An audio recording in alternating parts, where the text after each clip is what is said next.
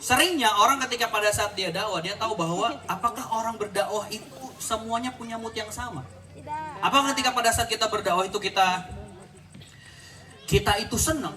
Kita itu senang terus? Enggak juga. Kalau bisa dibilang gini, gue tuh ada di komunitas hijrah, sambil duduk aja lah ya. Komunitas hijrah itu kurang lebih sekitar 7 tahun, bahkan lebih lama dari gue kerja yang sebelumnya. Sebelumnya gue kerja di bank itu sekitar 4 tahun. Kenapa mbak? Ahlu riba. Sekarang gue mulai gak bangga ya dibilang ahlu riba. Dan ketika pada saat lebih lama dari situ, ternyata gue bilang, oh ternyata gue masih bisa hidup-hidup aja gitu. Terus kemudian yang kedua, ketika udah selesai kayak gitu, dan gue nge-push diri gue supaya gue tetap stay ada di lingkungan teman-teman semua. Kalian tahu, sekarang bisa dibilang di Yungaji tuh gue di belakang layarnya. Ngurusin mereka, terus ngurusin lagi nanti misalnya event, tahu Itiba? Nah Itiba itu salah satu orang di belakang itu saya. Nah itu kadang ngurusin bis, kadang ngurusin makanan, tapi pengennya biar nyemplung aja di situ, bang gak sih? Supaya gue kejaga dari maksiat gue. Karena ngeri bos. Di zaman sekarang walaupun lu udah punya istri, serem gak? Robi kau kenapa nggak nganggur? Kayaknya iya juga ya, bener iya juga ya. Kenapa gue di sini? Nah sampai akhirnya ya udah. Dan bayangin tiap hari lu bareng sama orang yang otaknya mikirin umat. Enak nggak? Enak? Buat gue itu pusing. Ini lagi gak berhenti dulu sebentar gitu, bisa gak? Ternyata gak bisa. Terus pertanyaannya, tapi kan antum enak di Yungaji. Ada yang ngomong kayak gitu? Pasti muncul, ah Bang Fajri mah enak kan udah di Yungaji. Hei, emangnya kita beda? Kira-kira sama gak sih? Ketika pada saat kalian bilang, Bang Fajri beda atau enggak Fuad beda, Mas Wimar beda di Yungaji. Enggak, kita enggak ada bedanya. Semuanya itu sama. Gak ada beda. Mungkin capeknya beda. Mungkin enggak juga, sama-sama capek, bener sih? Kalian capek, kita juga capek. Capeknya gini loh. Kalau yang pernah ikutan, siapa yang pernah ikutin 2 tahun lalu? Tepuk tangan. Oh banyak. Itiba tahun lalu, seru gak? Bagus. Nah, kalau siapa di sini mau ikut disconnect besok hari Minggu, angkat tangan? Oh, ekspektasi kalian apa? Nah kan? Paham nggak? Ini salah satu yang bikin kita akhirnya, wah ini gimana ya harus biar bisa lebih berbeda daripada yang sebelumnya, karena ekspektasi dan lain sebagainya. Capek. Dan gak cuma capek, tapi overthinking. Yang datang nanti bakal kayak gimana nih? Itu baru Itiba. Belum yang lain lagi.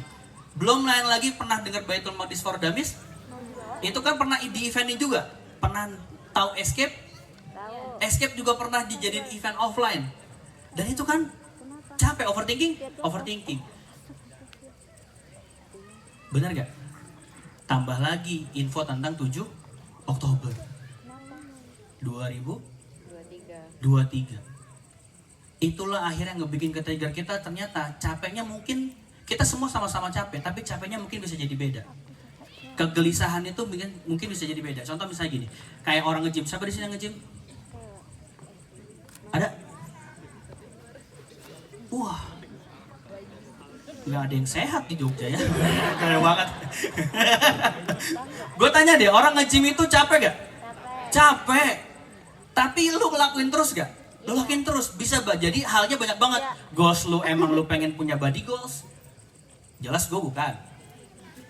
Udah libur selama 6 bulan. Terus ada lagi orang yang goalsnya pengen apa? Gue pengen nemenin anak gue supaya nanti ketika dia besar gue masih sehat. Ada gak? Sangat capek kan? Capek. Lagi kuliah, siapa di sini masih kuliah? Masih banyak. Anak kuliahan ngisi SKS tiap 6 bulan, itu capek gak? Capek, lu mikirin mana nih berapa SKS gue ini ya. Ini gimana nih antara pertarungan gue pengen lulus cepet sama keuangan orang tua. Yang ketiga, guanya juga capek. Harus buru-buru cepet lulus ya gak? Ya kan? Bener, makanya semua orang tuh pasti ngerasa capek. Cuma capeknya itu mungkin bisa jadi berbeda. Nah, terakhir nih. Tapi satu hal yang lo harus pada tahu semua, Semua orang itu dengan kegiatannya apapun, dia pasti akan capek, dia pasti akan overthinking dan lain sebagainya. Cuma kenapa gue tetap bertahan di sini? Karena gue maksa. Kenapa gue tetap bertahan di dunia dakwah? Karena gue maksa supaya gue bisa di situ, supaya gue bisa tetap di jalan ini. Yang kedua, karena ini jalan yang diridhoin sama Allah Subhanahu Wa Taala, dan ini jalan-jalannya para nabi. Yang ketiga, karena terbuka luas pahala jariahnya. So, kenapa nggak gue ambil? Walaupun tugas gue cuman apa? Oh, Jri cuma beliin makanan, nggak masalah. Jri koordinasi sama vendor, nggak ada masalah. Selama itu di urusan dakwah. Terakhir, gue punya quotes. Mungkin ini bisa direkam. Ini, tapi gue catat. Tadi Rangga aja boleh nggak sempurna. Iya. Iya kan? Dihina tidak tumbang. Diajak maksiat nggak dulu bang. Itu ya dia ya. Hah? Udah? Belum. Ulah, kalau mau dipecat nggak apa-apa. Tapi suaranya tadi gue request ya, jangan yang aneh-aneh nih. Ulang. Dihina tidak tumbang. Diajak maksiat nggak dulu bang. Boleh. Begitu.